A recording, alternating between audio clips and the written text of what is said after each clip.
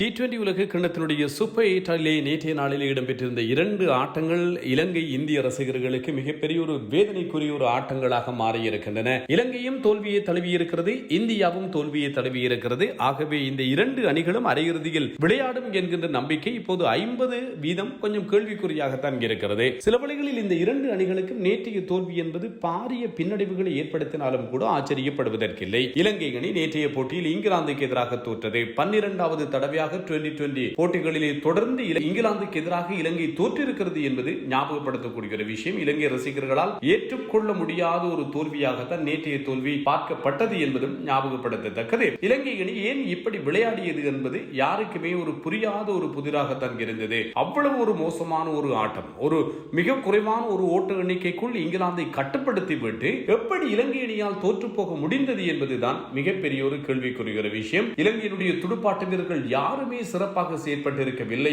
146 ஓட்டங்கள் 9 விக்கெட்டுகளை இங்கிலாந்து இழந்தது. தட்டு தடுமாறித்தான் இங்கிலாந்து அணி இலங்கைக்கு எதிராக நேற்றைய நாளிலே விளையாடியது. பல்லேகர மைதானம் இலங்கை அணிக்கு மிக பொருத்தமான சாதகமான மைதானம். அப்படிப்பட்ட மைதானத்தில் இலங்கை தோற்று போனது. 100 ஓட்டங்களை தானும் திட்டவில்லை. 95 ஓட்டங்களுக்குள் ஆல் அவுட் ஆனார்கள். 51 ஓட்டங்கள் வித்தியாசத்திலே இங்கிலாந்து வெற்றி பெற்றது. பில் சால்ட் 62 ஓட்டங்கள், வில் ஜாக்ஸ் 21 ஓட்டங்கள். அவர் மட்டும்தான் நின்று நிதானமாக ஆடினார். 26 ஓட்டங்களுக்கு 3 விக்கெட்டுகள் வெல்லாலேயே. டில்ஷான் மதுஷங்க 2, மகேஷ் தீக்ஷண 2 என்று விக்கெட்டுகளை கைப்பற்றினார்கள். பதிலளித்த இலங்கைக்கு அணித்தலைவர் தசன் சாணக்க 30 ஓட்டங்கள் 24 பந்துகளில் 2 சிக்ஸர்களோடு கமிண்டு மெண்டிஸ் 13, துனித் வெல்லாலேயே 10 என்று நடையை கட்டினார்கள். பவன் ரட்நாயக்க கோல்டன் டக் ஆனார். தீக்ஷண 10 ஓட்டங்கள் 95 ஓட்டங்களுக்குள் 17வது ஓவருக்குள்ளே இலங்கை சுருண்டு போனது. 51 ஓட்டங்களால் இங்கிலாந்து வெற்றி பெற்றது. பில் ஜாக்ஸ் 3 விக்கெட்டுகள், 2 விக்கெட்டுகள் ஜோஃப்ரா ஆர்ச்சர்,